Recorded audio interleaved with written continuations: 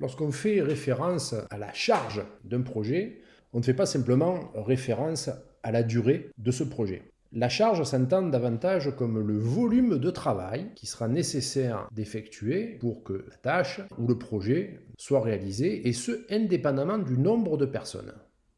La charge d'une tâche ou d'un projet se mesure en homme-mois ou bien en homme-jour. Pour comprendre, rien de mieux qu'un petit exemple, un homme-mois correspond à la charge de travail d'une personne pendant un mois. Donc, un projet de 24 hommes-mois durera 2 ans si une seule personne doit le réaliser, ce qui est peu probable dans le cadre d'un projet. Il durera 1 an avec 2 personnes et 18 mois s'il y a une personne et demie, c'est-à-dire une personne à temps plein et une autre à mi-temps. Je vous donne ici un tableau qui permet de savoir si on a affaire à un projet qui sera soit très petit, de taille intermédiaire, voire très grand. Toutefois, lorsqu'on parle d'hommes-mois, on considère que les personnes qui pourront être affectées à un projet sont interchangeables et donc ont des compétences similaires, ce qui bien souvent s'éloigne de la réalité. À ce sujet, je vous invite à réfléchir sur la citation de Brooke qui disait « L'homme-moi, comme unité pour mesurer la taille d'un travail, est un mythe dangereux et trompeur. Il implique que les hommes, et qui plus est les mois, sont interchangeables. » Bon, effectivement, le travail pendant une période estivale pourra être considéré comme différent des autres mois de l'année. Il rajoute « Les hommes et les mois sont des biens interchangeables lorsqu'une tâche peut être partitionnée entre plusieurs employés sans qu'il faille une communication entre eux. Toutefois, il faut bien utiliser des instruments de mesure pour évaluer des projets et l'homme-mois reste un référentiel. Alors comment fait-on pour évaluer la charge d'un projet? La première des méthodes consiste à se fier à l'expérience. L'expérience que l'entreprise peut elle-même avoir dans la conduite de projets, ou bien celle publiée par des associations ou des syndicats professionnels qui font office de référentiel métier. Donc la méthode par analogie présente un certain référentiel sur lequel vous pouvez vous inspirer dès lors que vous devez organiser, structurer un projet. Il ressort que, pour être dans les clous, une étude préliminaire ne doit pas dépasser 10% de la charge globale du projet. Qu'une étude détaillée va avoir une fourchette entre 20 et 30%. Que des étapes d'analyse technique doivent avoir une charge comprise entre 5 et 15% de la réalisation.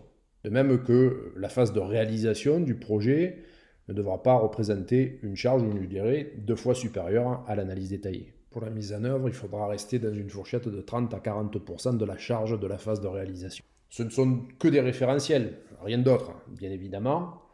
L'entreprise reste libre de répartir la charge comme il lui semble bon, et qui plus est, la réalité du déroulement du projet pourra tout à fait révéler une répartition des charges différente. Que fait-on maintenant lorsque nous avons un projet sur lequel il y a un manque d'expérience? Imaginons un projet innovant, un nouveau produit à concevoir, sans qu'on puisse se fier à des projets vraiment similaires. Une des méthodes est le recours à la méthode de Delphi. Beaucoup de cabinets en conseil proposent des services d'aide à l'innovation et permettent de recourir à cette méthode. Il s'agit de solliciter des avis d'experts. Alors des experts qui pourront faire référence en matière de management de projet ou en termes d'innovation. Mais il ne s'agit pas simplement de collecter leurs avis sur la charge en homme-mois qu'il convient d'associer au projet, il s'agit de les faire travailler ensemble pour arriver à une sorte de consensus. Premièrement, chaque expert, désigné 3 au minimum, devra faire une première estimation de la charge du projet. Estimation faite en aveugle. Ensuite, les estimations sont partagées de manière anonyme et au regard des autres évaluations, chaque expert peut modifier les siennes. On fait un nouveau tour de table avec de nouvelles estimations et chacun peut alors proposer une estimation révisée. Comme je le dis, l'intérêt d'une méthode comme ça, c'est de s'en remettre à des experts externes à la société et d'arriver à une sorte de consensus concernant leur propre évaluation du projet. Alors comment un expert pourra faire sa propre évaluation? Nous vous donnons ici 2 exemples. Même si le produit ou le service à réaliser est innovant, il pourra toujours y avoir des ressemblances avec certaines phases d'autres projets qui étaient eux-mêmes innovants par le passé. Alors, imaginons le développement d'une application qui en partie reprendrait 30% des fonctionnalités d'une autre, sur un projet initial de 40 mois, et pour lesquels on pourrait récupérer la moitié de l'étude de faisabilité qui avait été faite de notre projet. Eh bien, un calcul simple serait de faire une estimation à la louche pondérée telle que vous la voyez à l'écran et qui pourrait conduire à une estimation de 17 mois. Autre exemple, l'entreprise avait développé une application de CRM pour un client lors d'un projet à hauteur de 100 mois. Il s'agit ici de développer notre projet auprès d'un autre client, mais celui-ci a une meilleure architecture technique et qui plus est, on considère qu'on pourra récupérer une certaine partie du code. Ici, l'expert fera ce qu'on appelle une estimation au doigt mouillé, au flair, si vous préférez. Et donc à la louche, on pourra tomber sur une estimation de l'ordre de 75 mois. Concernant maintenant la durée d'un projet, nous avons également des méthodes qui permettent d'avoir une certaine souplesse dans les estimations. Bien souvent, on estime la durée de manière fixe, en nombre de jours ou en nombre de semaines. Mais la méthode des 3 points permet d'introduire un certain nombre de variables aléatoires. On va faire 3 estimations pour chaque tâche du projet. Premièrement, on va faire une estimation optimiste. Combien durerait la tâche si tout va bien, s'il n'y a pas de retard dans les livraisons, s'il n'y a pas de conflits sociaux, s'il n'y a pas de conflits nationaux ou internationaux, s'il n'y a pas de crise sanitaire. Bref, le scénario idéal.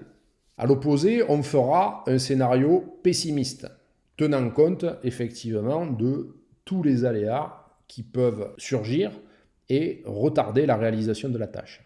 Et entre les deux, on fera une estimation qu'on estime réaliste, celle qui a en gros le plus de probabilité d'apparaître. À partir de ces 3 évaluations, on calcule la durée espérée, qui se calcule comme la moyenne pondérée des 3 valeurs, sachant que la durée réaliste sera pondérée de 4, c'est la règle. Imaginons un projet relatif à la construction d'une automobile. Si nous avons une durée optimiste de 30 jours, et comme c'est le cas actuellement des délais très longs du fait du contexte dans lequel nous vivons, donc avec des délais qui peuvent dépasser l'année, 360 jours en scénario optimiste, et si nous tablons sur un temps raisonnable de 90 jours, eh bien, en appliquant la formule, nous obtenons une durée estimée de 125 jours. Il existe une méthode qui combine les 2 précédentes, la méthode Delphi et la méthode des 3 points. Les experts vont devoir faire des estimations individuelles des durées optimistes, réalistes, pessimistes, selon le principe de la méthode Delphi que nous avons vu précédemment. Il s'agira alors de compiler les résultats et, règle de prudence, lorsqu'il s'agit de calculer une moyenne, ici, on éliminera les valeurs extrêmes. Donc la valeur la plus faible, la valeur la plus haute, de manière à ce que la moyenne ne soit pas altérée par ces valeurs extrêmes. Et pour chacune des tâches ou pour le projet, on calculera sa durée espérée à l'aune des évaluations des experts en appliquant la même formule.